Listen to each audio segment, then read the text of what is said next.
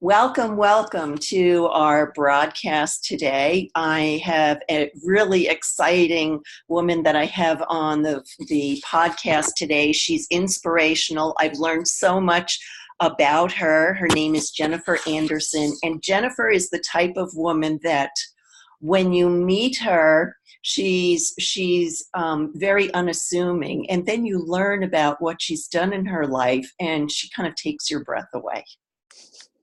So Jennifer is a certified nature and forest therapy guide.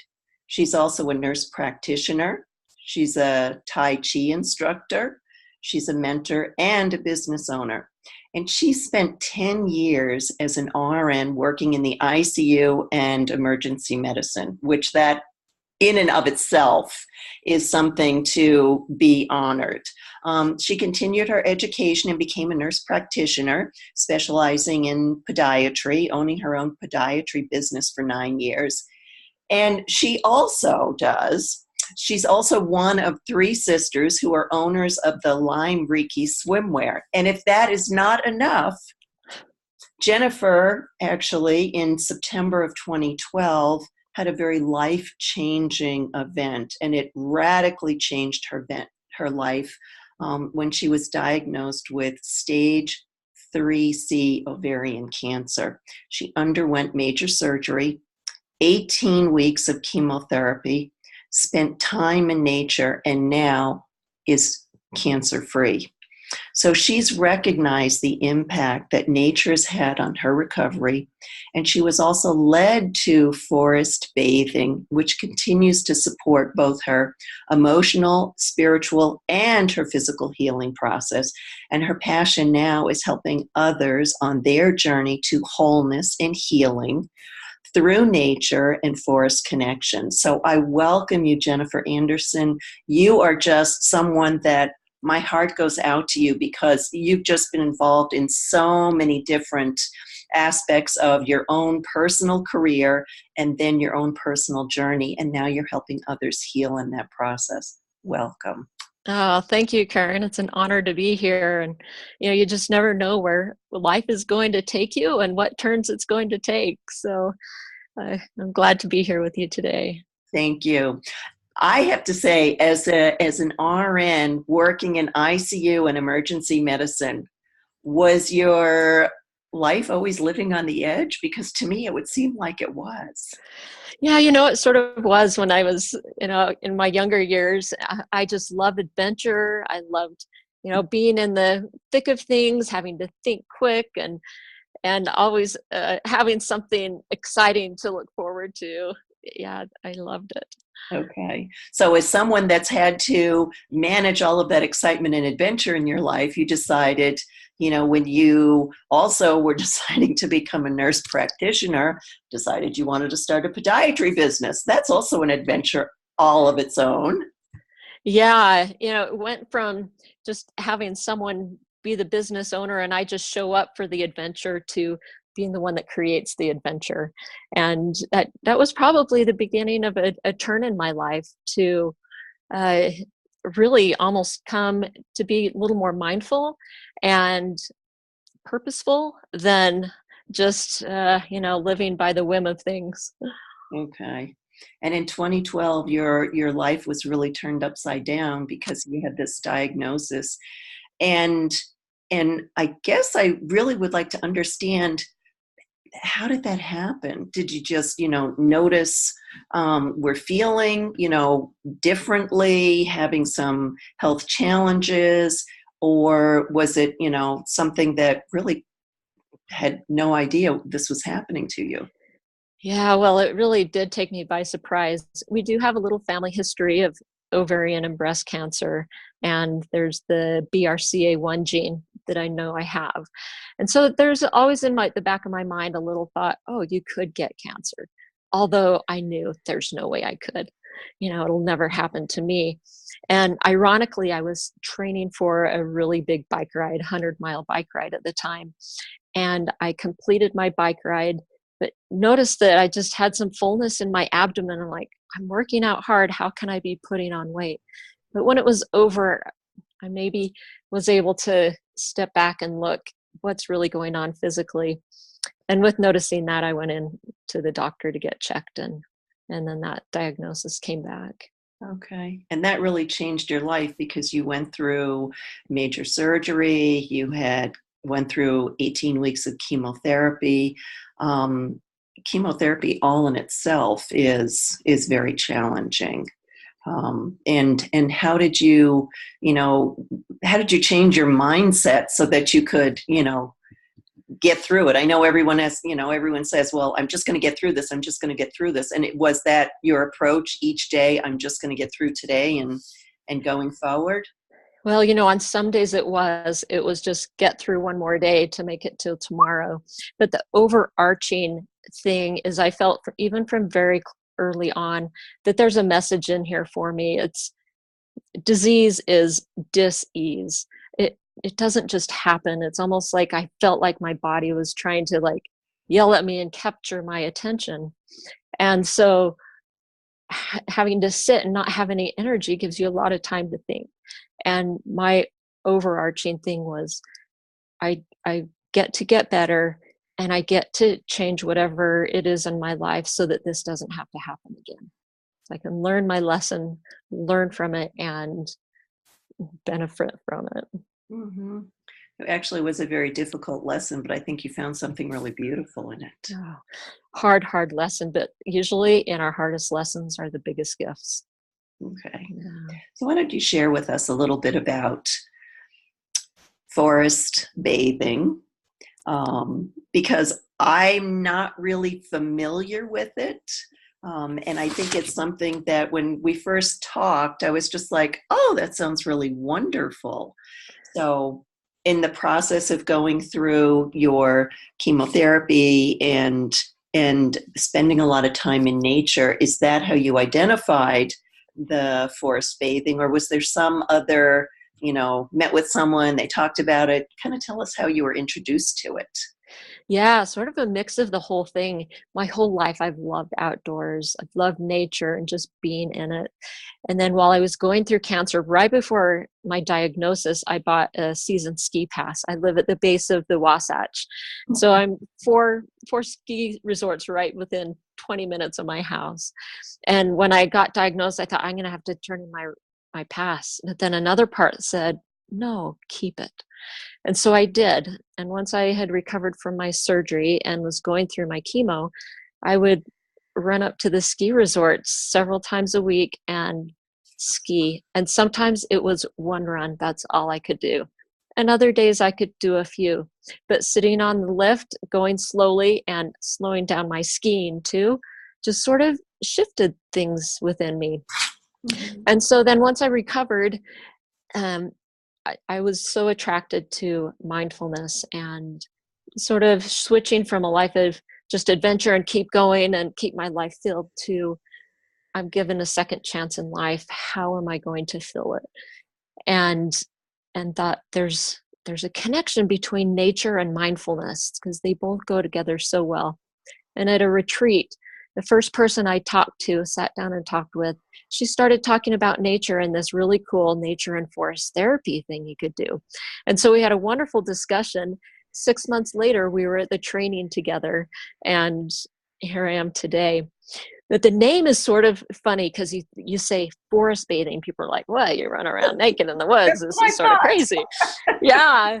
The word comes from a Japanese word, which is called shindin-yoku, which translated means forest bathing. And essentially it's bathing the senses in the forest. And so that's sort of what forest therapy, forest bathing is. I like that. Yeah. I like that a lot.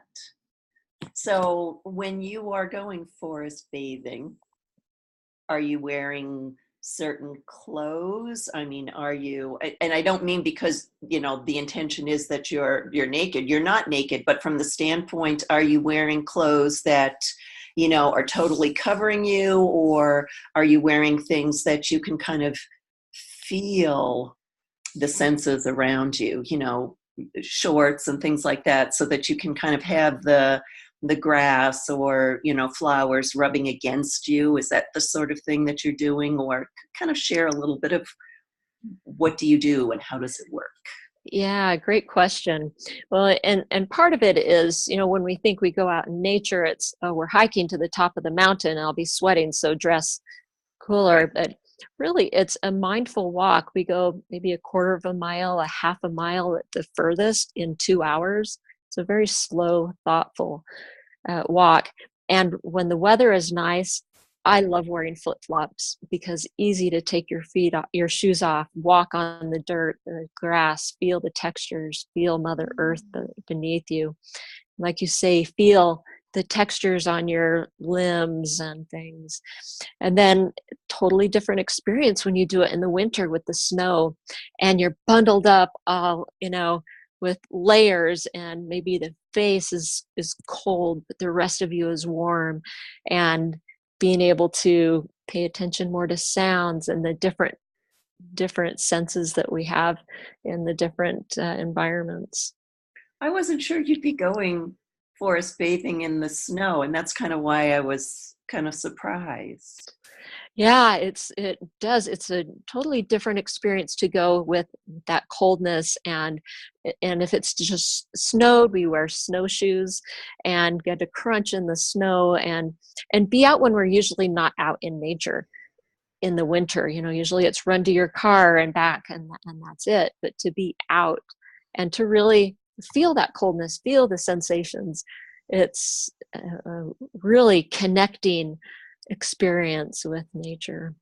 Okay. And you had mentioned that you might be doing this for a 2-hour period? Right, that's about the average time, 2 to 3 hours. We shorten it a little in the winter when it's really cold, so it's really flexible.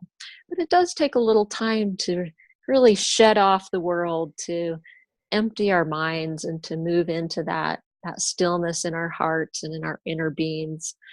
And we found that about 2 hours is just right to sink in, have that experience, and be able to get mindful. Okay. So when you talk about being mindful, um, and you would do this with a small group, I'm assuming a small group, or probably maximum 6 or 12 people. It wouldn't be like you're going with 40 people to go forest bathing. Yeah, really a smaller group is best, and my favorite is 1 to 10 people. Um, because in forest bathing, sort of the sequence is to get into nature, to do a meditation that just opens up our hearing, our sight, our smell, our taste, our touch, and our breath, and get grounded in that. And then I offer a series of invitations. And an invitation might be as simple as walk slowly for 10 minutes and notice what's in motion. And so we'll walk, 50 yards maybe, over 10 minutes. And then after that invitation, we'll gather in a circle. We call it a council. And then we each have an opportunity to share what we're noticing. And it's amazing what happens in that little council, to be able to, when someone shares, you think, oh yes, I noticed that too. Another person will share, and it's like, oh, I didn't even notice that I noticed that. And then another person will share, and it's like, wow, I didn't even notice that. So much learning, so much awareness comes by being able to share together. It's sort of a more intimate group than, a really large group. Okay. So we're talking about physically going out into the mountains. Would you also go other places, for example, a beach, or would you go like into the city, or into a park, something like that? Yeah, and that's the beauty about forest bathing, is it really can be done anywhere. The out in the forest, deep, big trails where you're really isolated is wonderful experience, and you can have just as good of an experience in a park in a city. I've had great experiences even on my own, doing it on my front yard, in my front yard or backyard. So anywhere there's nature is the opportunity to forest bathe. Okay. Um, And as we talked about going to, places that are around us, even in your front or backyard, there's also an opportunity to do this virtually if someone is not, able to connect with you. So can you share what that experience would be like if we were to go on a virtual forest bathing session? Yeah, so there's a couple different ways that a virtual session could be done. One is like through a Zoom call, where you may even go outside and collect a few items from nature, a rock, a stick, a leaf, whatever is just lying around in your yard, and bring it into the call. And then I would um, walk through a meditation, and then we would explore the different objects from nature and with all of our senses. And then we would share what we're noticing. And it really is amazing, no matter what you have and use, nature shows up and is the perfect teacher. And so really it can be that simple. The other way is I will be having some, MP3 music or sound where you can download it to your phone, use your earphones for the guided part, and then take them out for the invitation part, and be led through a series of invitations that you could do really in any location that you have around you. Okay. So is there, when you begin the session, is there an intention that we're going to be spending, an hour or 2 hours or whatever the time period is, and these are the things that we're going to be focusing on? Or is it more a guided session that you take people through? Yeah, it would be more of a guided session, an intentional meditation, and then a specific invitation where you would spend, especially, and this is the nice part, you can expand it or contract it as long as time as you have. If you have 5 minutes per invitation, great. If you have 15, you can spend more time. And then at the end of that invitation, instead of gathering in a council because you would be away, you could bring a journal and journal about the things that you're noticing and write down, and really have a way to go a level deeper than since you're doing that portion on your own. When you've gone on your forest bathing sessions, have you been confronted with smaller animals that are out in the wild? That I think would scare me. Well, we have, and like I said, nature shows up for us. One time we were sitting in council, and I looked over to the side, and maybe 10 yards away from us, a fox walked by, and it just sort of noticed us and kept walking along. And so, yeah, animals do show up. And being in sort of this, we call it a luminal space, uh, usually reactions are different. Now it's more of a noticing and a response than just the usual knee-jerk reactions that we have. Okay. So can you identify, has there been one session that you would say has been like the most memorable or the most impactful session that you've had? Yes, one experience I had, it was fall, when I was taking a group of about 4 or 5 women out. And my last invitation that I offered was to talk with a tree, to go up to a tree, introduce yourself, and just listen and see if there's something you're thinking about, let the tree know and see if there's a response. When we came back into council, there was a lady there that shared. It was October, and she said, a year ago October, my dad died, um, and he had. It was sort of a rough go. He had committed suicide, and she really had been struggling with it. And she said, I went up to this tree and it looked dead. And it just made me think of my father, and just overwhelming sadness came upon me. And she said, and then as I just looked at this tree, I noticed on a little side of it that there was a little green shoot coming out of it. And I thought, this tree isn't all the way dead. Something is living in it. And it gave me hope that perhaps my dad being dead, that there was still life in him somewhere. And she, as she shared, she just had tears flow. That little experience with the tree took her from despair to hope. And I'll never forget that experience, because That's so lovely. yeah. Yeah, that's really lovely. And that's part of the reason that when you go on these forest bathing sessions, you never know what's going to happen. And, Right. and there's always a gem. And the gem, you don't know what that gem is, whether it's going to be the fox walking by, or, someone talking to a tree, or that little shoot, because that shoot is, really invigorating as you're going through some of the challenges that you're having.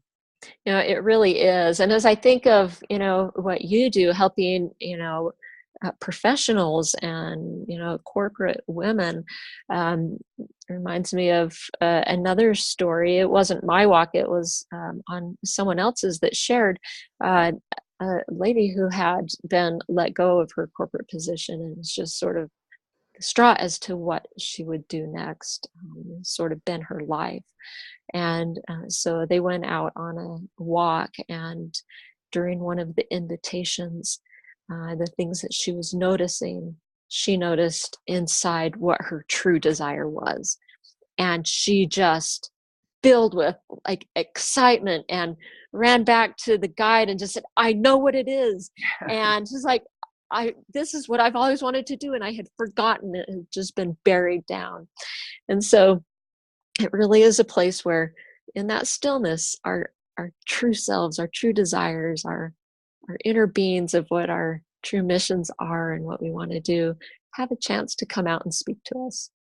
Well, I think they come out and speak to us, but I think the other thing is there's so much healing that takes place because we're not allowing ourselves that time to just be in nature and see what develops. Yeah, that's so true. And it's kind of like being in the ICU, the hustle and bustle and the adventure and all of that. And then it's just, okay, just decompress and let's see what happens. And when you spend some time outside, you've just found, a place for you to heal. And that I think is the beautiful part. We don't know we need healing until, oh, this is something new. I think I want to try it. And as a result of trying it, you find what your purpose is, or you find, there's that healing, seeing, that tree and that shoot. And it's a matter of it kind of answered that question for you, but it healed that spot that really needed the healing.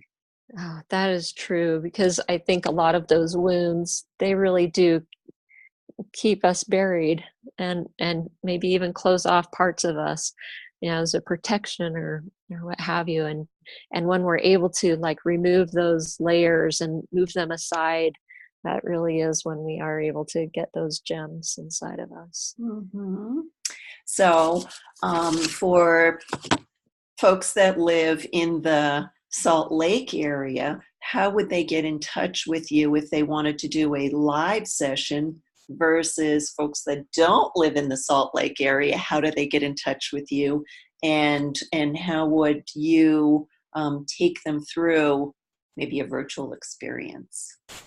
Yeah, so the way to get a hold of me, I have a website, and it's pathwaytoconnection.com.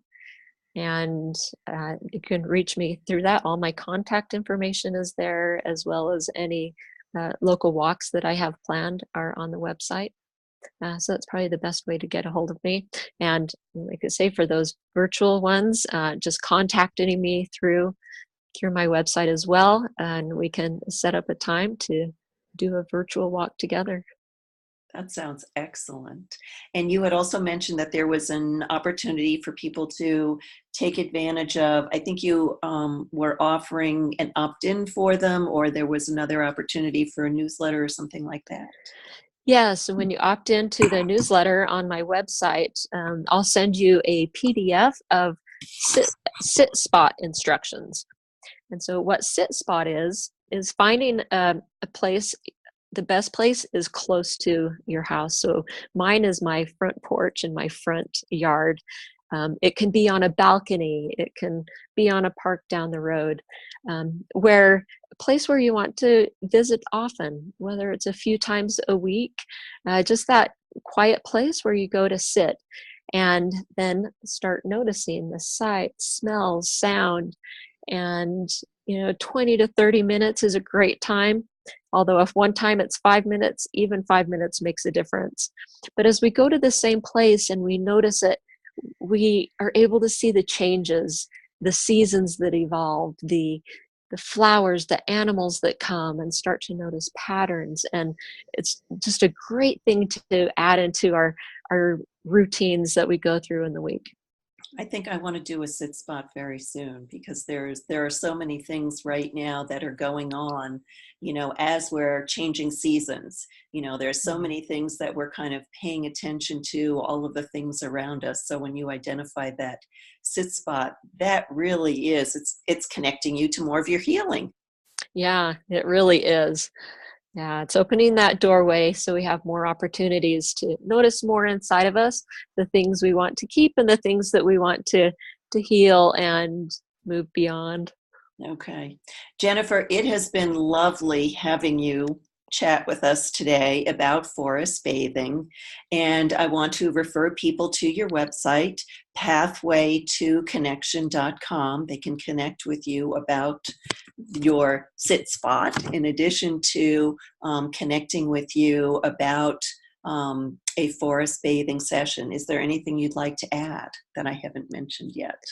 I think that's great. Thank you so much for the opportunity to be on your podcast and to share my love and passion. And I look forward to sharing it with your listeners as well. Thank you so much, Jennifer Anderson. I appreciate that. Thank you.